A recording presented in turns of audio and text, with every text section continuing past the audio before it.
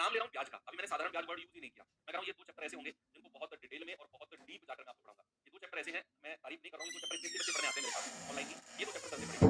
क्योंकि in chapter में हम बहुत ही ज़्यादा मैं ऐसा नहीं है कि मैं आपको चीज़ें रटवाऊँगा। एक्चुअली में आपको फ़ील आएगी कि हाँ, ऐसा होता है और कैसा भी सवाल बन जाए आप अपनी अप्रोच उसमें लगाएँगे। अब बात करते हैं ब्याज की, अभी मैंने साधारण ब्याज यूज़ नहीं किया वर्ड। अच्छा ब्याज की अगर मैं बात करता हूँ इंटरेस्ट की अगर मैं बात करता हूँ यानी कि ब्याज की, तो ब्याज 2 तरह का होता है, 2 तरह का ब्याज होता है।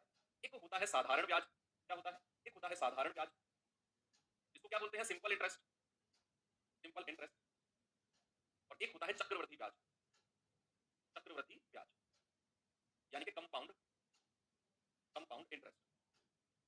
ये 2 चैप्टर हमारे अलग-अलग बने। एक्चुअल में अगर मैं आपको बताऊँ तो ब्याज ना ये चैप्टर बैंकिंग वाले लोगों का था। जो लोग बैंकिंग वगैरह की तैयारी करते थे ना, तो उन लोगों का ये चैप्टर है क्योंकि सारा काम उन्हीं को ये करना है, ब्याज वगैरह का।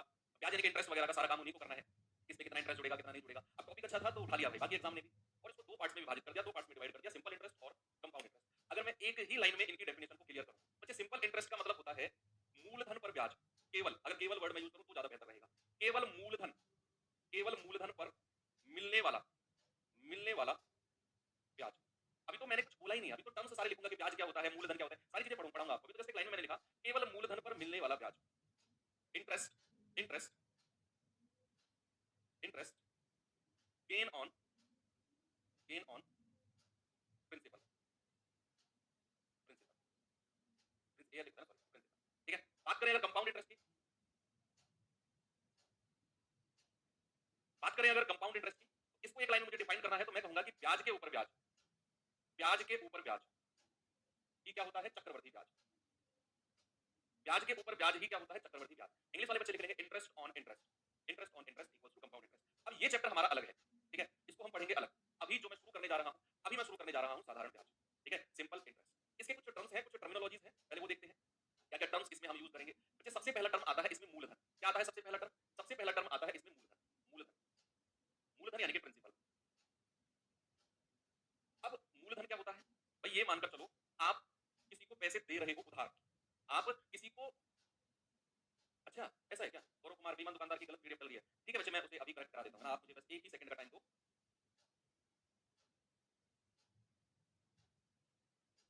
राहुल उसमें चेक करिए, उसमें बीमा दुकानदार की पीडीएफ गलत चल रही है, बच्चे बोल रहे हैं ऐसे बायोलॉजी की पीडीएफ करा दी थी वो, करा दी थी वो, ठीक है चलो। भाई सबसे पहला आता है मूलधन यानी कि प्रिंसिपल। आप किसी को पैसा देते हो उधार, तो जो पैसा आप उधार दे रहे हो दैट इज कॉल्ड मूलधन। आपने उसको दिया, उसके ऊपर ब्याज लगा, कुछ दर लगी, समय, वो सब बाद का काम है, लेकिन आपने जो अपनी जेब से पैसा उसको दिया। मान लो मैं आपके पास आया कि भाई कुछ पैसे उधार दे दो, तुमने कहा सर दे तो दे, लेकिन हमारा क्या फायदा, हमें क्या मिलेगा, तो जो तुमने मुझे पैसा दिया उधार दैट इज कॉल्ड मूलधन यानी कि प्रिंसिपल। इंग्लिश हिंदी में लिखेंगे उधार दी गई धनराशि, उधार दी गई धनराशि, ठीक है। तो उधार दी गई धनराशि ही क्या होती है, वो होती है मूलधन। इनिशियल अमाउंट जो होती है, बहुत जीरो से पढ़ा रहा हूं मैं आपको चैप्टर। सेकंड टर्म आता है बच्चे हमारा, सेकंड टर्म आता है हमारा दर, ब्याज की दर, ब्याज की दर, ब्याज की दर, ठीक है, यानी कि rate of interest, rate of interest, rate of interest. इसको हम क्या बोलेंगे, इसको हम डिनोट करते हैं पी से, पी फॉर प्रिंसिपल, और इसको हम डिनोट करेंगे आर परसेंट से। किसे डिनोट करेंगे बच्चे, आर परसेंट से। अब ब्याज की दर क्या होती है भाई, मैं आपके पास आया, मैंने कहा भाई कुछ पैसे उधार दे दो, तुमने कहा कि सर हमारा क्या फायदा, मैंने कहा यार कुछ परसेंट ले लेना ब्याज के रूप में। ब्याज के रूप में यानी कि जो तुमने मुझे पैसा दिया है ना, मान लो तुमने मुझे 10,000 रुपया दिया और हम मेरी और तुम्हारी डील हो गई कि हर साल मैं तुम्हें तुम्हारे मूलधन का 10% अलग से दूंगा। तुम्हारा 10,000 रुपये तो फिक्स है मेरे पास, वो 10,000 सेफ है, लेकिन साल के एंड में उस 10,000 का 10% मैं आपको अलग से दूंगा, क्योंकि तुमने मुझे मेरी मजबूरी में, मेरे समय पर, मुझे जब जरूरत थी, तुमने मुझे पैसा दिया। तो उस एक साल में मेरी जिम्मेदारी बनती है कि मैं आपको कुछ तू लौटाकर उसके एवज के रूप में, ताकि आपको प्रॉफिट हो, आपको भी लगे कि यार मेरा फायदा क्या है जो मैं इसको पैसे दे रहा हूँ, अपने पैसे को मैं यूज ना करूँ, मैं अगर इसको दे रहा हूँ तो मुझे कुछ तो प्रॉफिट होना चाहिए ना। तो वो प्रॉफिट ही आपका कहलाता है ब्याज। मेरे चैप्टर में पढ़ के आए थे प्रॉफिट, तो उसी प्रॉफिट को इस चैप्टर में आप कह सकते हो कि जो किसी मूलधन पर आप प्रॉफिट कमाते हो ना, दैट इज कॉल्ड इंटरेस्ट। अब रेट ऑफ इंटरेस्ट, ब्याज की दर क्या होती है बच्चे, ब्याज की दर होती है कि मूलधन पर एक वर्ष में, मूलधन पर एक वर्ष में मिलने वाला, मिलने वाला ब्याज, मूलधन पर एक वर्ष में मिलने वाला ब्याज ही क्या होता है, ब्याज की दर होती है। क्या होती है बच्चे, वही ब्याज की दर होती है, मिलने वाला प्रतिशत ब्याज आप कह सकते हैं, प्रतिशत ब्याज।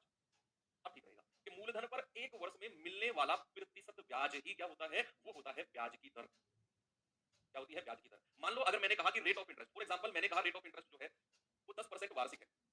क्या है, 10% वार्षिक मैंने कह दिया। रेट ऑफ इंटरेस्ट क्या है, 10% एनुअली। इसका क्या मतलब है, 10% वार्षिक का मतलब है कि जो पैसा उधार दिया गया है ना, उस पे हर साल 10% रुपए मिलता है अलग से प्रॉफिट के रूप में।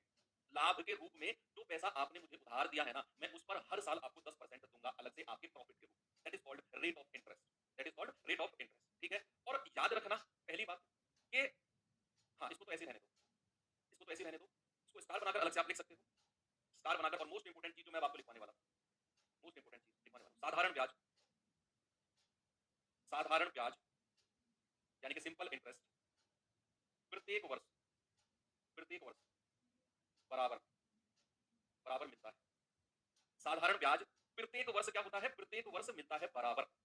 साधारण ब्याज प्रत्येक वर्ष मिलता है बराबर। यानी कि अगर मैं कह रहा हूं रेट ऑफ इंटरेस्ट 10% वार्षिक है, इसका मतलब है कि आपको एक साल में 10% ब्याज मिलेगा, एक साल में। और मैंने नीचे लिख दिया कि साधारण ब्याज हर साल बराबर मिलेगा।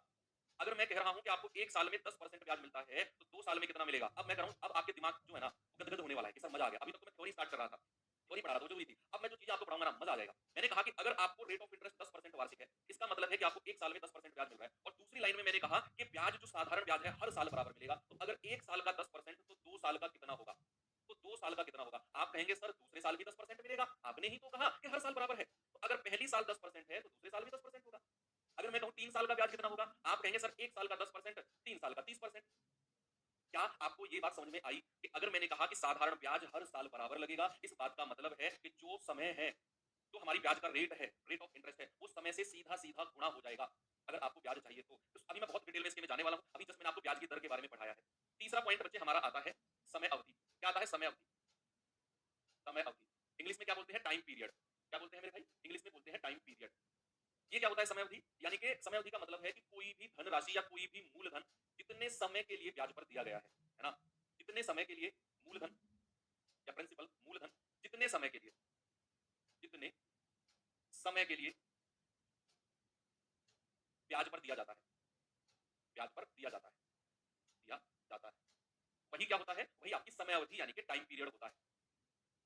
वही आपका टाइम पीरियड होता है। अच्छा, अभी सवाल मत करोगे सर ऐसे हो गया तो क्या, वैसे हो गया तो क्या, लेकिन ऐसा लेकिन वैसा। अभी जो मैं पढ़ा रहा हूं ना, मुझे मेरे फ्लो में चलने दो। मैं जिस दिन सिंपल इंटरेस्ट एंड करूंगा ना, एक सिंगल सवाल आपका नहीं बचेगा। अभी मुझे मेरे फ्लो में चलने दो, मुझे पता है मुझे आपको क्या कराना है, आपके दिमाग में क्या सवाल आ सकते हैं, सारे मेरे दिमाग में फीड है। अभी जो मैं करा रहा हूं उसे चलने दो, ऐसे ही चलने दो जैसे चल रहा है। तो मैंने कहा मूलधन जितने समय के लिए ब्याज पर दिया जाता है, that is called time period. समय अवधि उसको कहते हैं। आपने तीन चीज पढ़ी। आपने पढ़ा मूलधन क्या होता है, ब्याज की दर क्या होती है, तीसरा आपने पढ़ा समय क्या होता है, टाइम पीरियड क्या होता है। आपने अभी तक साधारण ब्याज का एक फॉर्मूला पढ़ा होगा कि मूलधन गुणा दर गुणा समय बटा 100, T into R into D upon 100, principal into rate into time period upon 100। वो आया कैसे, उसको हम ढूंढने वाले हैं। उससे पहले एक मिश्रधन वर्ड और देख लो। फोर्थ नंबर पे क्या है? मिश्रधन। क्या है बच्चे? मिश्रधन। मिश्रधन यानी कि अमाउंट। अमाउंट टाइम पीरियड को टी बोलेंगे और अमाउंट को क्या बोलेंगे? ए। क्या होता है मिश्रधन? मिश्रधन क्या होता है भाई? मिश्रधन होता है कि मैंने तुमसे 10,000 रुपए उधार लिए और ब्याज की दर डिसाइड हो गई कि हर साल 10% ब्याज फिक्स हो जाएगा। एवरी ईयर 10% रेट हमारा फिक्स है। और आपने कहा सर रुको, कितने दिन बाद दोगे, कितने साल बाद मेरा पैसा लौटाओगे? मैंने कहा यार दे दो 5 साल के लिए। तुमने कहा चलो सर ठीक है 5 साल के लिए मैं आपको पैसा दे रहा हूँ। अब 5 साल बाद आप मेरे पास आ जाते हो कि सर 5 साल हो गए पैसा, तो अगर मैं आपको आपके 10,000 रुपए ही लौटाने लग जाऊं, क्या आप राजी हो जाओगे उस बात पे? ले लोगे 10,000 रुपए? मैं कहूंगा तुमने 10,000 ही तो दिए थे मुझे, लो अपने 10,000 रुपए।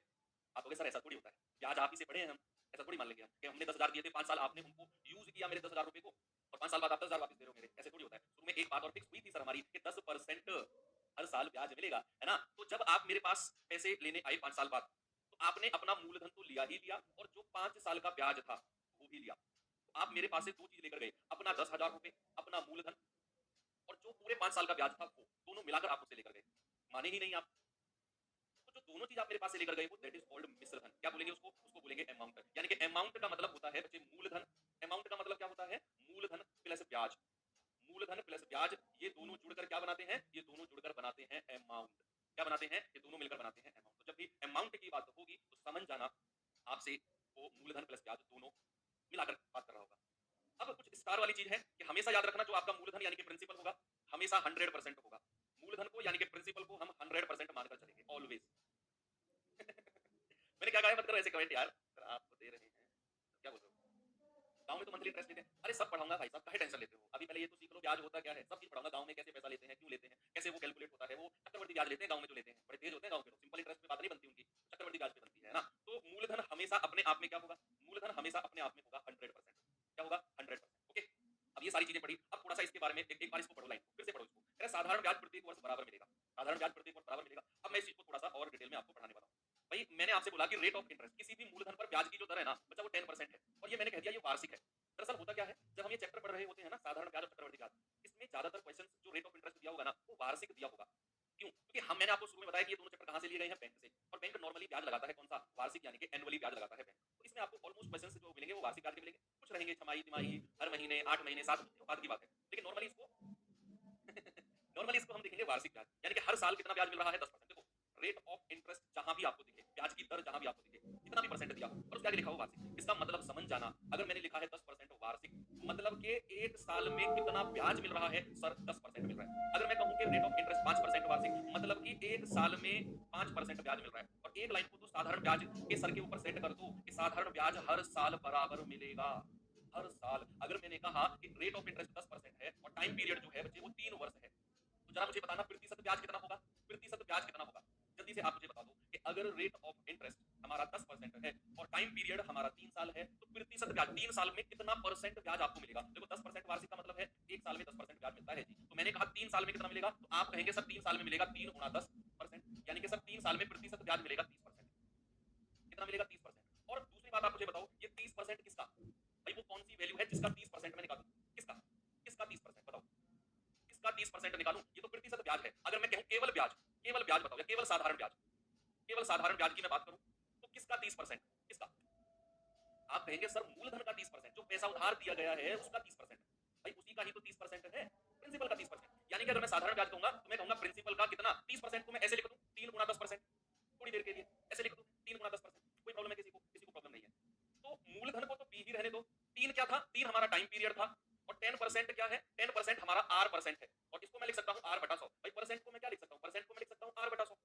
भाई 10 क्या है, 10 हमारी ब्याज की दर है, R, और परसेंट का मतलब बटा 100। तो इसको अगर मैं थोड़ा सा अरेंज करूं तो सिंपल इंटरेस्ट यानी कि साधारण ब्याज मुझे क्या मिलेगा, मूलधन गुणा दर गुणा समय और बटा 100। क्या यही फॉर्मूला आपने डायरेक्ट याद किया था कभी, क्या यही फॉर्मूला डायरेक्ट याद किया था आपने, और हमने एक एग्जांपल की मदद से इस फॉर्मूले को वेरीफाई और प्रूफ दोनों कर दिया, वेरीफाई भी कर दिया, प्रूफ भी कर दिया कि भाई ब्याज परसेंट निकालना है तो एक साल का 10%, 3 साल का आएगा 3 × 10%। और ये किसका, मूलधन का इतना परसेंट, तो मूलधन गुणा 3 × 10% है ना। तो मूलधन 3 को लिखा मैंने समय यानी कि टाइम, 10% को लिखा R परसेंट, और R परसेंट मतलब R/100। तो मूलधन गुणा, ये मूलधन आएगा, मूलधन गुणा दर गुणा समय बटा 100। क्या हमारा जो फॉर्मूला है साधारण ब्याज का प्रूफ हो गया। हालांकि इस फॉर्मूले की जरूरत हमें कहीं कहीं पड़ेगी, हर जगह नहीं पड़ेगी, कहीं कहीं। बस आप इसको ध्यान में रखो कि साधारण ब्याज बराबर मूलधन गुणा दर गुणा समय बटा 100। ओके, हमारे साधारण ब्याज के 90% क्वेश्चन, मैं कह रहा हूं 90% क्वेश्चन इसी तरीके से हो जाएंगे। आपका जो बेसिक अंडरस्टैंडिंग है ना, जो बेसिक अंडरस्टैंडिंग है उसी से हो जाएंगे। अब जैसे मैं आपको अगर सवाल की तरफ लेकर चलूं बच्चे, टाइप 1 के सवाल की तरफ मैं आपको लेकर चलता हूं, और टाइप 1 में मैं आपको सवाल दे रहा हूं, जरा देखेंगे ये वाला। मगर आपको ऐसा फील ही नहीं होगा कि यार यहाँ फॉर्मूले की जरूरत है। आपको ध्यान रखना है कि साधारण ब्याज के केस में ब्याज की दर का मतलब होता है एक साल में मिलने वाला ब्याज, और सर समय का मतलब है कि हर साल हमें ब्याज बराबर मिलेगा, हर साल। तो यहाँ अगर मैं कह रहा हूँ कि 8,000 रुपए है, 10% वार्षिक ब्याज की दर है, एनुअली रेट ऑफ इंटरेस्ट है, और 6 साल का साधारण ब्याज आपसे पूछ रहा है। देखो आप इसमें लगा दो कि मूलधन गुणा दर गुणा समय बटे 100। हमें तो कुछ इंटरेस्टिंग पढ़ना है, कुछ इंटरेस्टिंग, तो सब जानते हैं मूलधन गुणा दर गुणा समय बटे 100। मैं आज सोच रहा हूँ बहुत दूर तक की, आप केवल इसी सवाल तक सोच रहे हो, इस सवाल में मूलधन दर समय बटा 100 लगाओ, क्यों टेंशन लेना इतना। मैं बहुत दूर, मैं पूरे साधारण ब्याज के एक एक सवाल के को इस टाइम दिमाग में रखकर सोच रहा हूँ कि उस सवाल में ये कॉन्सेप्ट यूज होगा, वहां ये होगा, वहां ये होगा। तो यहाँ मैंने कहा कि रेट ऑफ इंटरेस्ट कितना है बच्चे, हमारा हमारा रेट ऑफ इंटरेस्ट है 10%, और समय कितना है, समय है हमारा 6 साल। तो हमारा प्रतिशत ब्याज कितना होगा, परसेंट ब्याज कितना होगा। आप कहेंगे सर एक साल का 10%, तो 6 साल का कितना होगा, सर 6 साल का 60% ब्याज हो जाएगा, 6 साल का 60%। और 60% किसका, इस 8,000 का, या 60% का फ्रैक्शन क्या होता है, 60% का फ्रैक्शन होता है 3/5, और किसका 8,000 का निकाल दो। 5 से जाएंगे 16 बार 1600, और 1600 गुणा 3 होता है 4800। क्या आप इसको 4800 आंसर कह सकते हो। बिल्कुल बेसिक कॉन्सेप्ट से आपको जाना है, ठीक है। अगले सवाल पर चलने से पहले और एक कॉन्सेप्ट सीखते हैं, एक और कॉन्सेप्ट सीखते हैं। अभी अभी मैंने आपको रेट ऑफ इंटरेस्ट के बारे में बताया, ब्याज की दर, ब्याज की दर। मैंने आपको क्या बताया था रेट ऑफ इंटरेस्ट के बारे में, कि इसका मतलब होता है एक साल में मिलने वाला ब्याज, याद है कि नहीं। एक साल में मिलने वाला ब्याज ही क्या होगा, ब्याज की दर होगा, और किस पर, मूलधन पर, है ना। अगर मुझे इसको निकालना है ना, तो मैं कहूंगा 1 वर्ष का ब्याज, 1 वर्ष का ब्याज बटा मूलधन, क्योंकि मूलधन पर ही हमें निकालना है, बटा मूलधन और गुणा 100। अगर हमें ब्याज की दर निकालनी हो ना, तो हमें एक बात ध्यान में रहनी चाहिए कि ब्याज की दर का मतलब होता है एक साल का ब्याज बटे मूलधन और गुणा 100। एक साल का ब्याज बटे मूलधन गुणा 100। दूसरी बात मैंने आपको बताई कि रेट ऑफ इंटरेस्ट बच्चे मान लो अगर दिया गया है 5%, और टाइम पीरियड कितना है, ये वार्षिक है, ये क्या है, ये एनुअली है, और टाइम पीरियड सपोज आपको 4 वर्ष दिया हुआ है। तो आप मुझे बताओ मिश्रधन कितने परसेंट होगा, मिश्रधन इसमें बताना है, प्रतिशत में बताना है, मिश्रधन प्रतिशत कितना होगा, परसेंटेज में ही आपको बताना है। ये कॉन्सेप्ट है, ये कॉन्सेप्ट है। मैंने थोड़ी देर पहले चीज आपको क्लियर की थी ना शायद, कि जो प्रिंसिपल होता है वो 100% होता है। क्या होता है, 100%। तो रेट ऑफ इंटरेस्ट अगर 5% यानी कि एक साल का ब्याज कितना, एक साल का ब्याज है 5%। अगर मैं प्रतिशत ब्याज आपसे पूछूं, अगर मैं प्रतिशत ब्याज आपसे पूछूं, तो तो आप कहेंगे सर 5% गुणा 4 यानी कि टोटल ब्याज मिलेगा 20%। टोटल ब्याज कुल इंटरेस्ट कितना मिलेगा 20%। और सर मिश्र धन का मतलब होता है, अमाउंट का मतलब होता है सर मूलधन प्लस ब्याज। तो क्या मैं कह सकता हूं मूलधन तो अपने आप में 100% होता है और ब्याज कितना मिला है 20%, तो मिश्र धन कितना हो जाएगा 120%। अमाउंट कितना हो जाएगा, अमाउंट हो जाएगा 120%। ठीक है, एक एग्जांपल आपको मैं इसके ऊपर देता हूं। मान लो मैंने कहा रेट ऑफ इंटरेस्ट जो है वो 2.5% का है, 2.5% वार्षिक, 2.5% वार्षिक। और समय आपको एक बात देगा कि 4 वर्ष का साधारण ब्याज, साधारण ब्याज 3300 रुपए है। आपसे पूछेगा प्रिंसिपल मूलधन क्या है, अमाउंट मिश्र धन क्या है, दोनों चीज आपसे पूछेगा। सवाल मैंने आपके लिए बनाया, मैंने कहा रेट ऑफ इंटरेस्ट जो है वो 2.5% वार्षिक है, एनुअली है, और 4 साल का साधारण ब्याज हमको दिया हुआ है 3300 रुपए। तो बताओ प्रिंसिपल कितना है और अमाउंट कितना है। बताओ बच्चे जल्दी से जवाब इस सवाल का।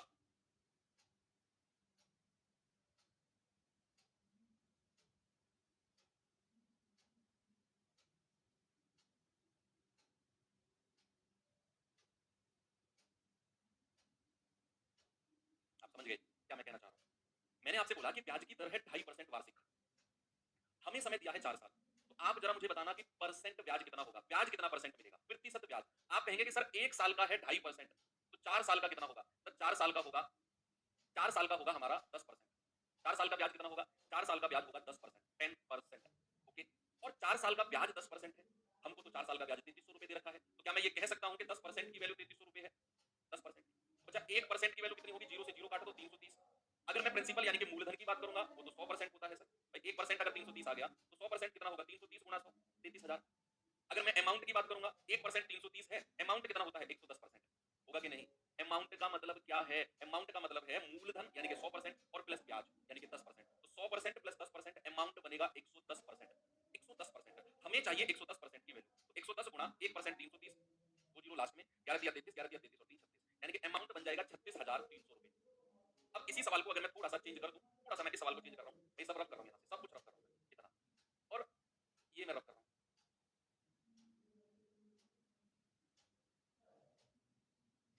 अब करना जरा सवाल को, थोड़ा सा मैंने चेंज कर दिया सवाल को। सवाल नंबर 2 है ये आपके लिए, एग्जांपल नंबर 2। सवाल है रेट ऑफ इंटरेस्ट जो है वो 2.5% वार्षिक है, 2.5% क्या है, एनुअली। और कह रहा है कि 4 साल का अमाउंट, 4 साल का मिश्रधन यानी कि 4 साल का अमाउंट है 3300 रुपए। तो बताओ प्रिंसिपल यानी कि मूलधन क्या होगा। सर ऐसी फीलिंग आ रही है जैसे साधारण ब्याज के सारे सवाल आज ही निकाल दूं। बहुत इंटरेस्टिंग टॉपिक है, मैं कह रहा हूं जितना मैं पढ़ा रहा हूं ये दो चैप्टर ऐसे का रिवीजन रेगुलर करते जाना। यही दो चैप्टर ऐसे जो आपको बाकी लोगों से आगे लेकर जाएंगे, क्योंकि इनमें बच्चों का हाथ थोड़ा कमजोर होता है, ब्याज से वो डरते हैं, क्योंकि उनके सीनियर्स उनको डरा के जाते हैं, जो उनके सीनियर होते हैं सलाह देते हैं, भाई साधारण ब्याज चक्रवर्ती ब्याज में घुसना मत, बहुत हार्ड है, बहुत ज्यादा माथापच्ची करनी पड़ेगी, बहुत ज्यादा कैलकुलेशन है। वही चीज बच्चों के दिमाग में बैठ जाती है कि हमारे सीनियर ने बोला है हार्ड है तो हार्ड है, फिर जब वो खुद पढ़ते हैं तो उनको वो चीजें हार्ड लगती है। ऐसा कुछ नहीं है बहुत, अभी आपने देखा आपको कुछ लगा इंटरेस्टिंग है ना चीजें, लास्ट तक ऐसी रहेंगी, सवाल की लैंग्वेज बढ़ती जाएगी, लेंथ बढ़ती जाएगी, चीजें नहीं बदलेंगी। रेट ऑफ इंटरेस्ट 2.5%, 4 साल की बात है, तो परसेंट ब्याज बताना जरा कितना होगा। परसेंट ब्याज है सर 2.5 गुणा 4, 2.5 गुणा 4 दैट इज 10%। और अगर मैं अमाउंट यानी कि मिश्रधन की बात करूंगा तो ब्याज अगर 10% है तो अमाउंट कितना होगा, अमाउंट होगा 110%। अमाउंट कितना होगा बच्चे, अमाउंट होगा 110%। और हमको तो वही दिया हुआ है, क्या मैं कह सकता हूं कि 110% की वैल्यू 3300 होगी। 1% की वैल्यू कितनी होगी, 3300 बटा 110, 0 से 0 गया, 11 दिया 33, 1% 30, तो 100% कितना होगा, 100 गुणा 30, 3000। हो गया सवाल, यानी कि उसका जो प्रिंसिपल मूलधन रहा होगा दैट इज 100% और उसकी वैल्यू है 3000, 3000। निकाल दिया आपने आराम से।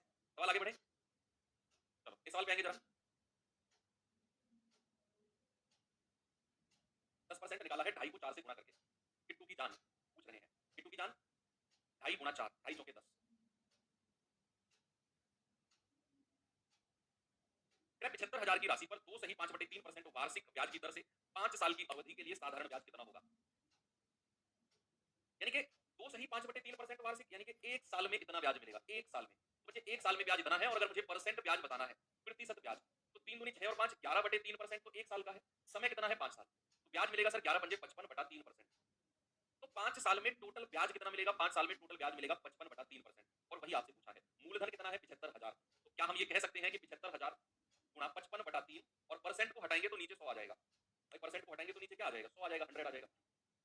तो 2 जीरो से 2 जीरो खत्म, 3 से जाएगा 250 बार 25 दिया 75, गुणा कर दो इनकी, ये जीरो तो यहीं पर लिख दो, 25 पंजे 125 हासिल का 12, 25 पंजे 125 और 12 137। यानी कि हम कह सकते हैं कि जो ब्याज है वो 13,750 रुपए है। कितना है, 13,750 रुपए। ओके, कोई दिक्कत है इसमें नहीं ना। 1 साल का इतना परसेंट ब्याज, 5 साल का कितना होगा, दोनों को उठाकर गुणा कर दिया, बन गई बात, है ना। इस सवाल पे आइए जरा।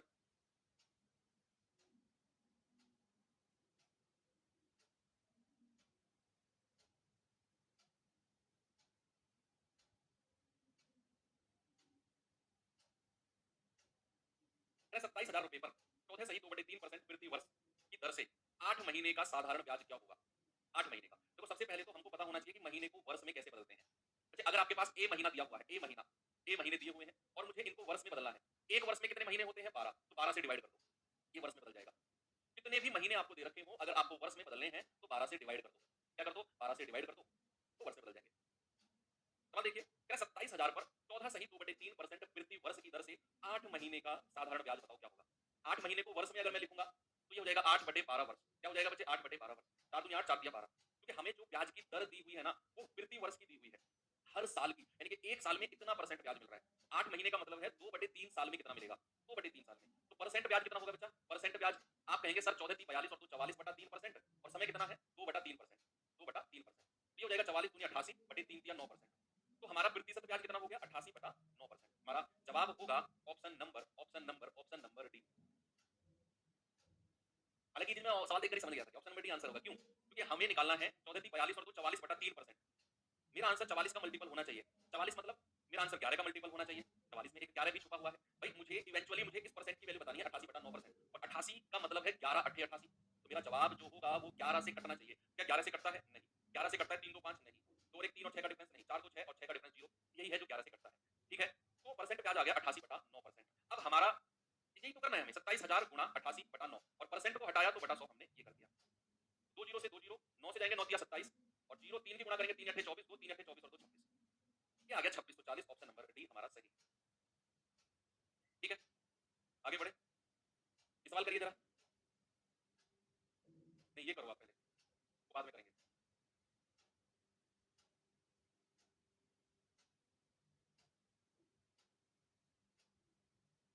कह रहा है कि 3,000 रुपए की राशि पर 6 सही 1/4% वार्षिक दर से 5 फरवरी 2005 से 18 अप्रैल 2005 तक दोनों तिथि को शामिल करना है। यानी कि 5 फरवरी 5 तारीख और 18 तारीख दोनों को शामिल करना है। कह रहा है, बताओ इतनी अवधि के लिए साधारण ब्याज क्या होगा? कैलेंडर पढ़ा है आपने? पढ़ा होगा कैलेंडर। कैलेंडर तो पढ़ा है आपने।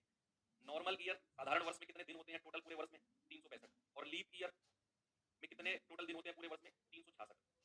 नॉर्मल ईयर क्या लीप ईयर क्या होती है? जो 4 से कट जाए, ये शताब्दी 400 से कट जाए, तो 4 से ना कटे वो नॉर्मल ईयर है, वो साधारण वर्ष है। और साधारण वर्ष में वर्ष कितने दिन का होता है? 365 दिन का। अब आप मुझे बताओ, वो कह रहा है 5 फरवरी 2005 से 18 अप्रैल 2005 तक। 2005 नॉर्मल ईयर है या लीप ईयर है? सर नॉर्मल ईयर है, साधारण वर्ष है। इस 2005 में कुल कितने दिन होंगे वर्ष में? आप कहेंगे सर 365 होंगे। होंगे कि नहीं? बिल्कुल होंगे। तो अब हमें बोला गया है कि 3,000 रुपए की राशि पर कितने परसेंट वार्षिक दर से 5 फरवरी 2005 से 18 अप्रैल 2005 तक के दिनों को गिनना है आपने। ऐसा सवाल एसएससी बहुत बना रहा है आजकल। कितना पीरियड दे देगा और डेज गिनवाएगा। सबसे पहले बताओ 5 फरवरी, फरवरी में कितने दिन बचे हैं? 28 दिन की फरवरी होगी ना भाई, नॉर्मल ईयर है 2005 साधारण वर्ष है, 28 दिन की फरवरी होगी। तो 5 फरवरी से 28 फरवरी तक दिन कितने हो गए? बताओ जल्दी से।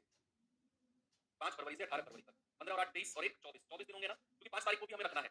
इस 5 तारीख को भी हमें शामिल करना है। तो 5 तारीख से 8 28 तारीख तक दिन कितने हो गए? आप कहेंगे सर 24 डेज। फेब में कितने दिन हो गए? 24 डेज। और मार्च में कितने होते हैं? 31। अप्रैल में पूरे 18 दिन है। अप्रैल में पूरे 18 दिन लेने हैं, तो टोटल नंबर ऑफ डेज कितने हो जाएंगे? ये मार्च है, ये अप्रैल है। 3 3 2 5 6 और 1 7, टोटल दिन कितने हो गए? 73 दिन। बच्चे अगर मुझे दिनों को वर्ष में बदलना है, अगर मुझे दिनों को वर्ष में बदलना है, तो जैसे 73 दिन है, अगर मुझे इसे वर्ष में बदलना है तो मैं डिवाइड करूंगा पूरे साल में दिन कितने होते हैं? 365 दिन। मैं इसे 365 से डिवाइड कर दूंगा। क्यों? क्योंकि यहाँ 73 दिन है और अगर दिनों को वर्ष में बदलना है, पिछले सवाल में महीनों को वर्ष में बदलवा रहा था, तो हमने 12 से डिवाइड किया। एक साल में 12 महीने होते हैं, यहाँ दिनों को वर्ष में बदलवा रहा है, तो एक साल में कितने दिन होते हैं? 365, क्योंकि नॉर्मल ईयर है, साधारण वर्ष है। 73 एकम 73, 73 पंजे 365। इसको मैं कह सकता हूँ 1/5 वर्ष। इसको तो याद रखना सीधा, दिमाग के किसी कोने में डाल दो कि 73/365 यानी कि 1/5 वर्ष। अब हमें बताना है प्रतिशत ब्याज कितना होता है, परसेंट ब्याज। भाई उसने बोला है 4 24 और 25% बटा 4 25/4% और समय कितना है? 1/5 वर्ष। तो 5 पूरे 25 यानी कि परसेंट ब्याज आ गया 5/4%। कितना आ गया? 5/4%। सर 23 दिन होंगे फरवरी में। नहीं बच्चे, उसने बोला है दोनों तारीख को भी शामिल करना है, 5 तारीख को भी शामिल करना है। अगर आप 5 तारीख को हटाते हो तो फरवरी में 23 दिन है, लेकिन 5 को भी लगाओगे तो 24 दिन है। उंगली पे गिनकर देख लो। तो कितना ब्याज बना? 3,000 का इतना परसेंट निकाल दो। तो 3,000 गुणा 5/4 और परसेंट को हटाएंगे तो बटा 100। 2 जीरो से 2 जीरो खत्म, ये जाएगा 2 दूनी 4, 2 से जाएगा 15 बार, 15 5 75 बटा 2, कितना आ जाएगा? 37.5। 75 का आधा कितना होता है? 37.5। कितना आ गया? आपका सवाल बिल्कुल सही है। ठीक है आगे चले, ये सवाल करिए जरा।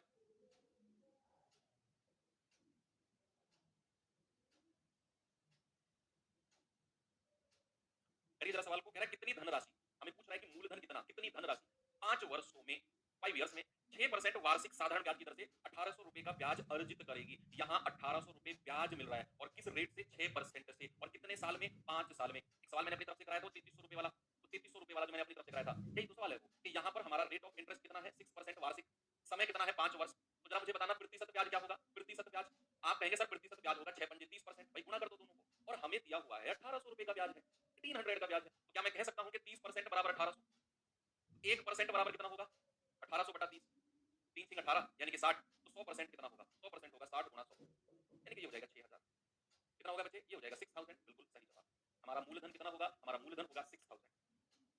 100%, 100% ही क्या होता है? मूलधन यानी कि प्रिंसिपल होता है। ये सवाल देखिए,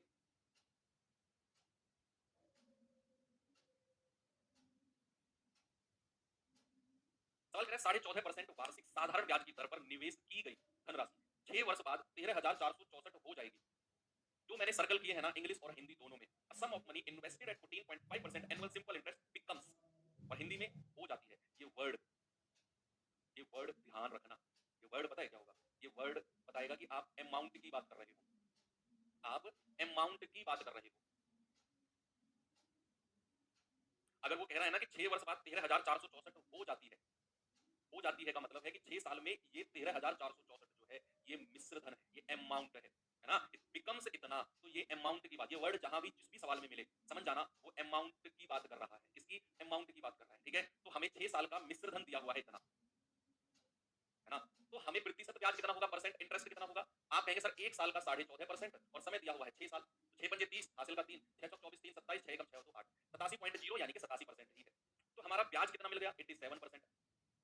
अमाउंट कितना होगा? अमाउंट मिश्र धन कितना होगा? 100% में जोड़ दो, अमाउंट हो जाएगा 187%।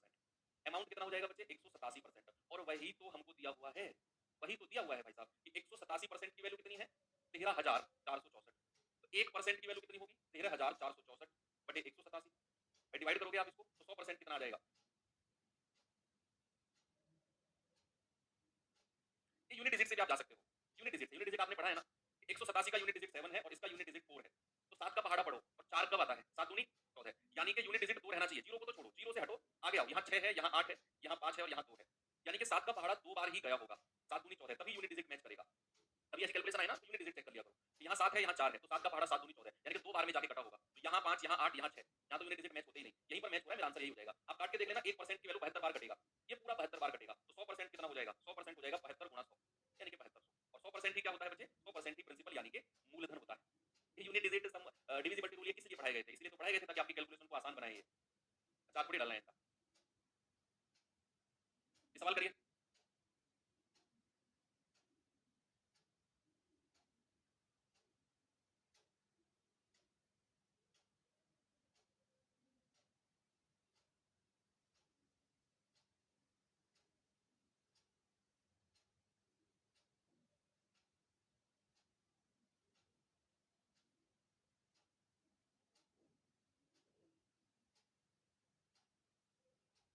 ये सवाल करें धनराशि साधारण ब्याज पर 10% वार्षिक दर से 3 वर्ष में 403 हो जाती है, तो धनराशि बताओ कितनी है? अच्छा अगेन उसने वर्ड यूज किया हो जाती है, मतलब ये 403 क्या है? अमाउंट है, मिश्र धन है। तो परसेंट ब्याज बताना मुझे जरा कितना होगा भाई? 1 साल में कितना मिलता है? 10%, तो 3 साल में कितना मिलेगा? 30%। 30% तो ब्याज है, अमाउंट कितना होगा? 100 में 30 जोड़ेंगे, अमाउंट होगा 130%, हमेशा 100 में 30 जोड़ना है। तो 130% की वैल्यू कितनी है? 403। हमें 1% की वैल्यू पता करनी है, 403 बटा 130। तो 100% कितना होगा? वही हमारा मूलधन यानी कि प्रिंसिपल होगा इनटू 100 कर दो। जीरो से जीरो गया, 13 से काटेंगे, 13 दिया 39, 13 कम 13 और 31 गुणा 10 यानी कि 310। हमारा जवाब क्या हो जाएगा? ऑप्शन नंबर सी बिल्कुल सही है। ठीक है, सभी का आ गया। अगले सवाल पर चलो, ये सवाल करिए जरा। थोड़े सवाल ऊपर नीचे लग गए आपके। सवाल कह रहा है कि कितनी राशि पर 2 वर्ष की R% की साधारण ब्याज, R% पर साधारण ब्याज जो है वो R होगा। साधारण ब्याज कितना दे रखा है? R। रेट ऑफ इंटरेस्ट ब्याज की दर कितनी है? ब्याज की दर है R%। समय कितना है? समय कितना है? 2 वर्ष। और ब्याज कितना दे रखा है? ब्याज दे रखा है R। तो सबसे पहले मुझे परसेंट ब्याज बता दो कितना होगा? परसेंट ब्याज होगा सर R% गुणा 2, ये हो जाएगा 2R%। परसेंट ब्याज मिल गया 2 साल का भाई, 1 साल का R%, 2 साल का 2R%, है कि नहीं? और ब्याज हमको कितना दे रखा है? 2R% बराबर कितना ब्याज दे रखा है? R। 1% बराबर कितना होगा? R बटे 2R। R से R गया तो 100% कितना होगा? 100% होगा 1 बटे 2 गुणा 100, यानी कि 50। हमारा मूलधन कितना आ गया? हमारा मूलधन आ गया 50, ऑप्शन नंबर।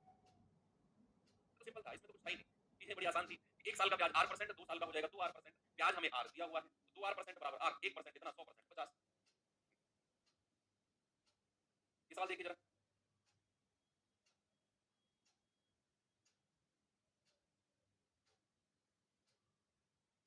कह रहा है, दीपू ने अमन से 9% वार्षिक ब्याज की दर से 24,000 रुपए उधार लिए, है ना। फिर कह रहा है, 3 वर्ष बाद इसे चुकाने के लिए कितना भुगतान करना होगा। देखो, भुगतान करने का मतलब है जो एग्जाम्पल मैंने आपको दिया, कौन सा, कि मैं आपसे पैसे लेकर गया 10,000 और 5 साल बाद आप मेरे पास आए पैसा लेने, तो आप केवल मूलधन थोड़ी लेकर जाओगे, मैं कितना बकाया चुकता करूंगा, आपका आपका मूलधन और आपका ब्याज। तो यहाँ अगर सवाल कह रहा है ना 3 साल बाद चुकाने के लिए कितना भुगतान करना है, मतलब वो अमाउंट की बात कर रहा है कि मूलधन और ब्याज दोनों मिलाकर चुकाना है। तो परसेंट ब्याज जरा बताना मुझे कितना होगा। परसेंट ब्याज, एक साल का 9%, समय है 3, तो हो जाएगा 27%। कितना होगा, 27। अमाउंट कितना हो जाएगा, 127%। यानी कि हमें मूलधन का 24,000 का इतना परसेंट निकालना है, 24,000 का। तो कितना आंसर आ जाएगा, 24,000 गुणा 127/100। 2 जीरो से 2 जीरो गया, ये जीरो लास्ट में ही लिख दो। 24 सत्ते 168 हासिल के 16, 24 दूनी 48, 48 और 16 64 हासिल के 6, 24 एकम 24 और 36। तो भाई साहब को कितना भुगतान करना होगा, 30,480 रुपए। कितना भुगतान करना होगा जी, 30,480। उम्मीद करता हूँ आज की क्लास बहुत अच्छी लगी होगी आपको, चीजें बहुत अच्छी तरह समझ में आई होगी। आज की क्लास में थोड़ी सी कम रखूंगा, 1 घंटे 5-10 मिनट की है, क्यों, क्योंकि आज फर्स्ट क्लास है, इसका रिवीजन भी आपको करना है। कल की क्लास हम थोड़ी सी बढ़ा देंगे, ओके। तो मजा आया क्लास में, फील आई थोड़ी सी कि हाँ सवाल कर रहे हैं और कर पा रहे हैं और कर लेंगे। तो कुछ क्वेश्चन मैं आपको दूंगा वर्कशीट में, उसे सॉल्व करना और चीजें फिर कल हम आगे बढ़ाएंगे और भी अच्छी अच्छी सवाल करेंगे। आज तो जस्ट स्टार्टिंग थी, तो बेसिक चीजें मैंने आपको बताई। चलिए एंड करते हैं क्लास को।